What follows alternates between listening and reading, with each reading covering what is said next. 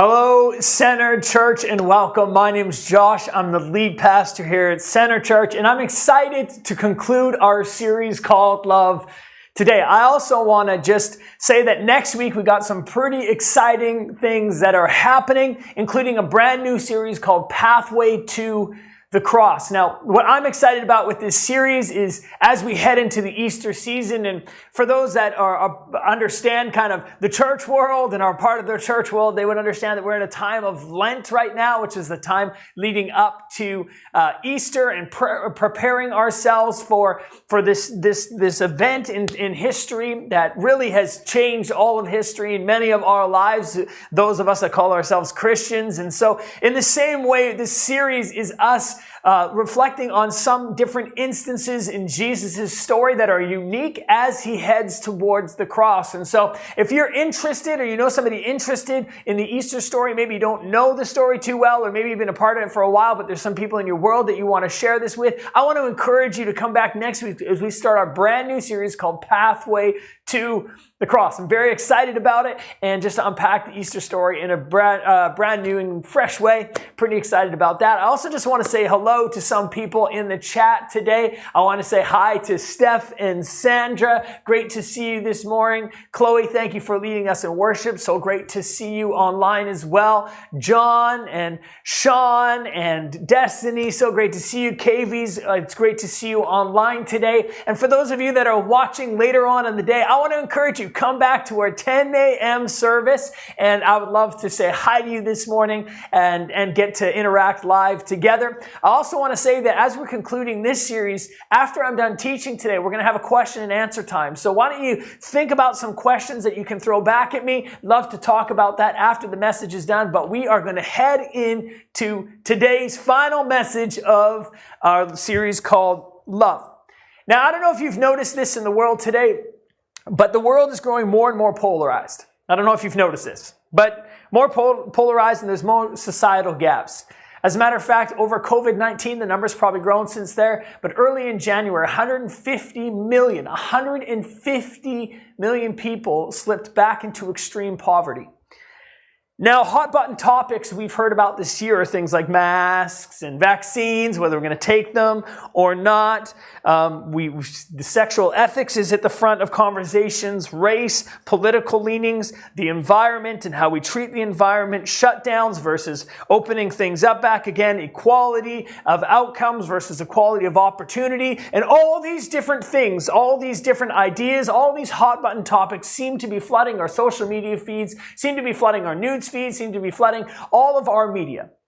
And in the midst of all of it, what I've noticed is this list just keeps growing on and on and on and on, and people are becoming more polarized and more divided as a result. And what might seem like a new, like all-time high polarized time, what might seem like a time of intense tension and in history, if we actually look back, is fairly common to what we see throughout not just human history, but even as we look at the Bible, throughout biblical history.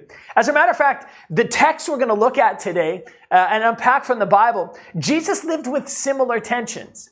As we look at this text, and as we look at as Jesus sits down with his disciples today, and we'll talk about that in just a little bit, as we look at the reality that Jesus is facing, there was racial tensions. Actually, there's a group, Jesus was a Jew, and there was a group called the Samaritans, and they hated each other. Like brutal relational tension there. Plus, there was the Roman occupation, and so Rome was dominating not just the Jews, but the Samaritans, and so the Romans were also hated. And so there was this racial tension. There was also high taxation. Yeah, these conversations have been going on for a while. There was a difference in religious practice. The Romans were like, hey, you should be worshiping Caesar. And the Jews were like, no, we worship God alone. And then Christianity was birthed, right? With Jesus' death and resurrection, Christianity was birthed. And then there was more tension. At the time of Jesus' death, there was persecution of faith. There's people being in prison unnecessarily. There was death in some of the most gruesome ways. And there was mass polarization. Now, what we might feel like is a new idea now was actually something that existed then. And what I appreciate about the Christian faith, and in particular, what I appreciate about Jesus, is he doesn't shy away from the tension. And as we conclude this love series, Jesus gives us an antidote, and Jesus gives us an answer in the midst of the tension. In some ways, similar tensions that he faced at the time that he walked on earth. And rather than turn away, or rather than not stare it in the face, Jesus seems to come right into the center of the tension and provide a brand new way forward. Now, I don't know about you, but I'm excited about a new way forward. I'm excited about different narratives. I'm excited about what God can potentially do in and through his church and in and through the lives of people in our community if we understand that there is a new way forward. And so Jesus is going to spell it out today. He's going to say, okay, enough of this polarization, enough of all the tensions, enough of all this. I want to provide a new way. And he doesn't just shy away from it. He says, I'm going to lean into it. Jesus, in the midst of all this tension, is going to speak. And so today, as we head into the text, we're going to head into a verse called in John 15, 12 through 13, which is a very popular verse. If you grew up in Sunday school in the church, and for those of you that understand it's your first time online, you're like, well, I didn't grow up in the church. I don't have a religious background, or I didn't grow up in the Christian community. I didn't grow up in church. You might not have that same affiliation. But for those that did grow up in the church, it was like this verse that I'm going to talk about today was one that like you memorized. You did all these different things around. Okay. And so it's a very popular text that we're going to be talking about today. But in John 15, what's happening in this particular point in the Bible is Jesus is sitting down with his closest disciples. This is the time when he is just about to go to the cross and he's just about to die. Now, what's significant is in John 13, 14, 15, is Jesus going to sit down and kind of give a summation of his ministry. And then it's like the final words that he speaks to his disciples. So if you were about to give your life for somebody, you were about to die, what would be the final things that you would want to say? Well, this is what Jesus is doing. So I think we can look at this and we can say, and highlight this and say, Jesus, what do you want to speak to us as kind of the summation of your ministry and what you want for your disciples and what you want for your church moving forward? So for those of you that have never been a part of church, you're trying to figure this whole Jesus thing out, this is a great overview to say, okay, what does it look like? What is Jesus passionate about? For those of you that have been in church for a while, it's a way for us to rethink about how we're doing life and to being called back into what Jesus intends for us and to remind ourselves of the way in which he wants us to live and the way in which he wants us to model ourselves after him. And so he's going to outline this, and he sits down with his 12 disciples. But before they sit down for dinner, something incredible happens. Jesus washes the disciples' feet. Now, God comes to earth in the form of Jesus, okay? We know this in the Christmas story, right? We hear it every year. If you're in church, or even if you're outside of church, you would understand this story, right? The baby Jesus is born. He comes to earth, right? And he puts on flesh. And God is in earth, in the person of Jesus, he's going around, he's healing, he's doing miracles, he's teaching, he's calling out religious leaders. There's crazy stuff, amazing things are happening. And then in the last moments of his life, he washes the disciples' feet. And he communicates to all of them, I'm not here to be served. I'm here to serve. I'm here to lay my life down. And so too, I want you to lay your life down, to prefer another over yourself, to maybe take a bit of a step back so that somebody else might be able to get served, to be able to sacrifice for somebody else's benefit.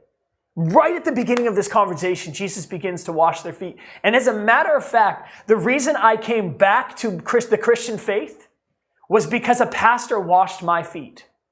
I actually grew up in a church where I felt like the pastor was served the whole time, and I didn't get it until a pastor served me. And then I realized, wait a minute, I want to give my life for something greater. Not that people would serve me, but that I would be able to serve others and lay my life down. This is something that I want to be a part of. It was radical, and it totally transformed my life. So Jesus begins to wash their feet. He talks about the fact that he is coming and he is the one that Israel's been waiting for, and he's going to make all things right again. And he begins to say that I'm the one, the promised one. And he begins, and then he talks to his disciples. He says, now I want you to be connected to me. And at the beginning of John 15, he says, be connected. You're like I'm the vine and you're the branches. So be connected to me and don't depart from me. And as he begins to go down, we find these words in John 15, verse 12. And this is what he says. And this text will be on the screen right now. It says this. He says, my command is this. Whew, you ready for it? I know I'm ready for it. In the middle of all the tension, In the middle of all that I just talked about, my command is this. As it was at Jesus' time on earth, as it is in 2021, my command is this. Not my great suggestion. Not if you feel like it because it's a good day. My command is this. Ooh, those are strong words. Love each other as I have loved you. And in all the weeks that we have talked about God's love for us, and all the weeks we've talked about the fact that God is not on your good works, it's on his goodwill. In all these weeks, we talked about how God has given himself, not because we were perfect or because we were beautiful or because we have it all figured out, but just because he loves us. This agape love, his love is towards us, so too love others. He says this in the next verse, greater love, like the highest form of love, is not that eros love that we see in Greek. It's kind of like, ooh, that's pleasurable. Oh, but it comes and goes. It's not that kind of friendship love where it's like, oh, we're buddy, we're totally pals, right? Nobody says that. I don't even know why I said that, right? But I said it, okay? It's not that kind of love. God is saying this. Jesus is saying this. The greatest love you can have, right? The greater love than to lay, what? Down one's life for one's friends. The greatest model that we have of love is not feeling. That's what culture tells us. You got to feel the feels, right? That's love. Oh yeah, babe, that's love. When you feel it deeply, right? But then love, that feeling comes and goes. And what Jesus is saying here is there is a greater love.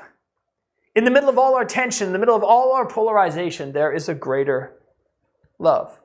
And Jesus commands this from us. He says, we need to love each other as I've loved you. And this is what's amazing about Jesus' life, is Jesus serves, he forgives, he corrects, he sacrifices, and he lives with humility in love for those people around him. Is he the Son of God? Yes. But does he choose to serve? Yes. Could he say, everyone serve me? I'm the Son of God? Yes. But he doesn't say that. He doesn't pull out the authority card. What he says instead is he says, I'm going to show you how to love one another. I'm going to show you how to serve one another. I'm going to show you what forgiveness looks like. I'm going to show you what repentance looks like. I'm going to show you what correction looks like as he talks to the religious leaders. I'm going to show you what love looks like in action. And so too, I don't just show you this love, or I don't want you to just experience this love for yourself and hold it to yourself. No, I want you to experience my love in full, that you would be able to love the world around you. As I have loved you this way, Jesus says, then go love the world the same. You see, we're obsessed in the West with like this emotional love, aren't we? Like rom-coms are not really a thing anymore, but that was like when I grew up, late 90s, early 2000, rom-coms were a thing. Maybe you want to hit that up in the chat. You're like, oh, this is my favorite rom-com. Yeah, you know? And they're totally like, they were a big deal, right? It's like Tom Hanks and Meg Ryan made their whole career, right, on like rom-coms. They're like, they're fine. They're good actors, whatever, okay? But this genre has kind of died out a little bit. But it was all about this kind of like, oh, I just feel this kind of love. And it's so much greater and deeper than that. But we're obsessed with it. But God is obsessed with a different kind of love. God's love is greater than this. It supersedes that kind of love. And it's not based on good works or beauty or perfection. It's based on his goodwill for us. And when we hear greater love has no one than this, that love that we're supposed to share with other people is that same type of love. To see other people, for the benefit of other people, and to see their good come about. To lay down our lives that somebody else might benefit. This is the greater love. Agape love is the Greek word for the kind of selfless love, or the love that God presents. It's not part of this world. It's something that we receive that's much bigger than the framework that we have. And the only way we receive it is through God himself. It's not something we manufacture. It's something we receive, and then out of that overflow, we bring to other people. Now, part of this verse, and I've done this over the years many different times, is greater love is no one than this than to lay down their life for their friends. And I'm like, friends? Oh, I can lay my life down for Des. You know, there's so many amazing things about Destiny. Or then I go down my list of other friends, right, that are close by. And I'm like, oh, those people are easy to love. And typically, friends think like us, and friends kind of have maybe differing opinions, but there's a lot of things that we have in common. And when we hear this verse, what we do is we go like this. We're like, oh, greater love is this than to love my friends. So I can sacrifice my life for those top 5 people. But that's not what is happening here. What's happening here is in the same way that we need to, in the same way we think about love, we have to ask ourselves the question, well, who are my friends? In the same way, Jesus in other scriptures says, well, who's your neighbor and who's your enemy? Because Jesus actually says in all 3 instances, friends, neighbors, and enemies, you need to love the agape love in all 3 situations. And then when we hear friends here, what we say is, oh, I can love my top 5. But that's not what Jesus is saying. Jesus is saying, you also need to ask yourself, well, who not is my friend, but who else is my neighbor? And who's my enemy that I need to pray and I need to love? That's being included in this sentence. The greater love has nobody this than to lay down my life for my neighbor or to lay down my life for my enemy. And we see this in Matthew 22. You can read it. Who is my neighbor? So Jesus is like, love your neighbor as yourself. And then the people sitting around him like, well, who's my neighbor? As if they could get out of that kind of love. Well, who's my neighbor then? And God's saying this is encompassing those people in your life, the difficult, challenging people as well. And what we typically do in verses like this is we ask ourselves the easy question, not the hard one. We ask ourselves, well, then who is the friends, the easy ones? We don't ask ourselves the enemy question. But God's love is a great sacrifice. So too, if we're going to share God's love, and it requires great sacrifice displayed to those around us. And we must ask ourselves the question then, who are our friends, who are our neighbors, who are our community members, and who are our enemies?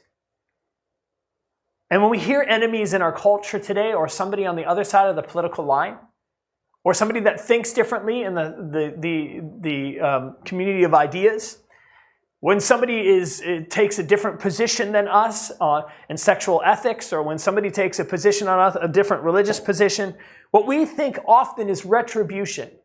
We talked about this last week. We think cancellation, or we think we need to get back at this person. We need to shut them down. But God doesn't think retribution. God thinks love. That's what's so crazy about this message, is God thinks how God is wanting us to think, how do I love those around us? And you might say, well, why do I need to love my enemies? And what we need to understand is something so important about our faith. In a letter to the Romans written by Paul, in Romans 5 verse 10, he uses such strong words to talk about us and God. Paul puts us in a position, and I mean all of us, every human being on terra firma, he puts us in a position where we're not just, oh, we did a couple things wrong, or, oh, I just made a few mistakes. Paul's words in Romans 5 verse 10 are very strong. Look at what he says. He says, when we were enemies of God. Oh, wait a minute. I thought I just sinned a couple times. Oh, I thought I just did a few things wrong. No. When you make mistakes and you opposed God and you rebelled against him, Paul calls you enemies. But it says this, but we were reconciled to him through the death of his son. Jesus made a way, but at once we were enemies.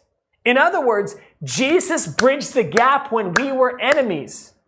And then he says, follow me. What does that mean for us, church? Is that our love for other people and the way that we respond to our enemies matters. And it's more than just a call out online.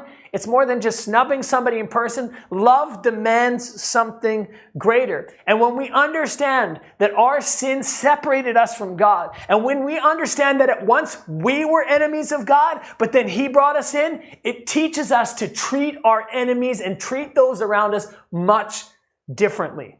Because we understand we were forgiven much. And when you understand how much you've been forgiven, it's incredible how much you forgive. When you understand how much you've been loved, it's amazing how much you love. Do you understand where you came from? And when we do, when we understand that we were enemies of God and he bridged the gap, so too we recognize that what we are called to do as Christians, what we are called to do in this world is to love like Jesus loves. And this is a high calling. Jesus' desire is for us to love others as he has loved us. The love he shares with us is not just so that we would know our worth, but that those around us might know their worth to God as well. People have a good sense of love of good works, but need to know that the love of God's goodwill is shown through his people. In all of our brokenness, in our opposition, in our rebellion, God loved us the same. So too, he requires of his church to love in a similar way. So I have one question that I want to ask you, and I want to end with this today. As we end out this series, we talked about God's agape love. It's not about our good works or our perfection or our beauty. It's about God's goodwill for us. As we conclude the series, what is the generous act of agape love that God is desiring for you today? For some of you, you don't want to hear this, but I'm going to lean into the tension. It's extending forgiveness. And let's remember that forgiveness is not forgetfulness. Forgiveness is not condoning the behavior. Forgiveness is not just letting all the boundaries go down. No, you can have all those things. Forgiveness is a letting go. And not allowing bitterness to take hold in your life, but allowing forgiveness to flow. Why? Because we've been forgiven much. Maybe it's generosity. Maybe you don't sacrifice financially for those people around you. And some of you are like, well, I don't give to church because blah, blah, blah. Fine, don't give to church, but be generous somewhere. Maybe you need to sacrifice financially for somebody because somebody might need that. And that's a way for you to show love to somebody else. Or maybe it's prompting conversations with somebody across the aisle that rather than spewing on social media, you call them up and you say, hey, I would love to just Zoom call. I know we can't meet in person right now. I'd love to just Zoom for a bit. And you call not to speak to them and correct them, but to listen. Ooh, that's a tough one. Maybe you just need to sit down and write a word of encouragement to somebody. Maybe you need to serve your boss when you don't feel like your boss really demands any sort of service, right? Or maybe you're an employee or maybe you're a boss yourself. And you need to take Jesus' example that he washed his disciples' feet, and you need to start serving those people that you're responsible to. Maybe you just need to speak kindly to other people. When somebody does something wrong, like they cut you off in traffic, right? Or they're not wearing a mask in a store, maybe it's to be a little bit more kind than a little bit more aggressive. I don't know what it looks like for you. As a matter of fact, I could come up with a whole bunch of different things, and then you go, I just tick off a list. But what does God require of you today? What does his great love require of us, church? Because let us be a church that shows the love, agape love of God we've been given to a world that is searching for something more than this temporary love. Let's display that to the world around us. Let's live that agape love, that sacrificial love, not because somebody does something well or something does something perfect, or not because it's easy, but because God says, I want you to live differently, church. And for those of you that are here online and it's your first time at church, I want to welcome you today. But I also want you to know that if you haven't experienced that kind of love through the church or through God, I just want to say that the church hasn't been perfect at times. But we're a work in progress, aren't we? And we can always step up to the bar. And I want you to know that maybe you haven't experienced that, but that doesn't mean that that's a true reflection of God's nature. God's love is towards you and he cares for you. And church, I want to talk to you right now. I want us to all think about how is God requiring us to extend that agape love to the world around us? What does that look like practically? And to lean into that tension, to lean into that difficulty, to say, you know what, it might not be easy, but I believe that God's strength and God's love will see me through. I believe that God will give you the strength. God will give you the direction that you're looking for.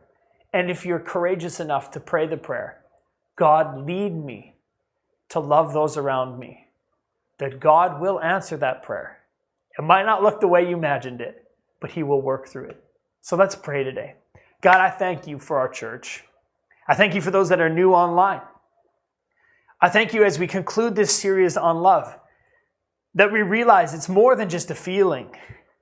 That God, it's about intentionality, and it's about sacrifice, and it's about God displaying what you've given us to the world around us.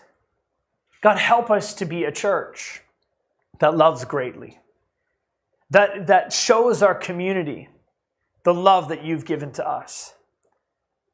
God, thank you that you are with us, that you are for us. Direct our church today as we ask this question: who are you asking me to love today? And for those online for the first time, maybe they haven't taken a step towards Jesus. Maybe that's you today. You just showed up to church and you haven't taken that step towards Jesus. I got a great message for you.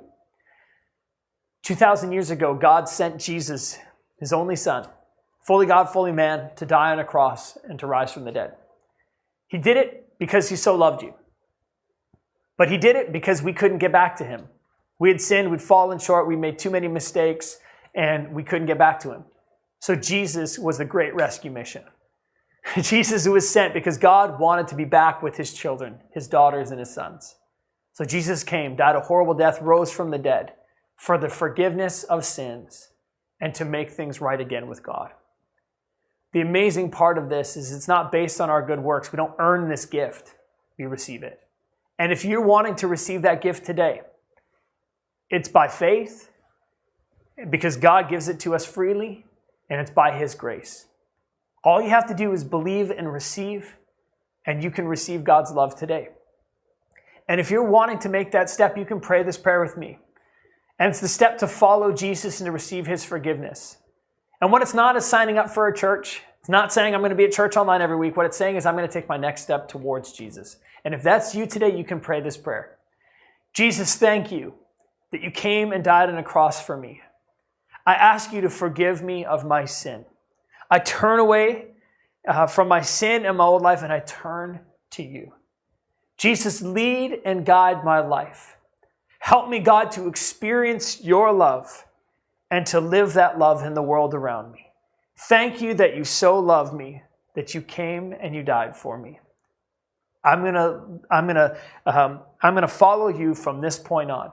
Thank you, Jesus, for the gift that you've given in salvation to me. Amen. Let me be the first to just congratulate you on making that decision. If you did make that decision, or maybe it's the second, third, fourth, whatever, it's a coming back, it's a turning back to God again, let us know.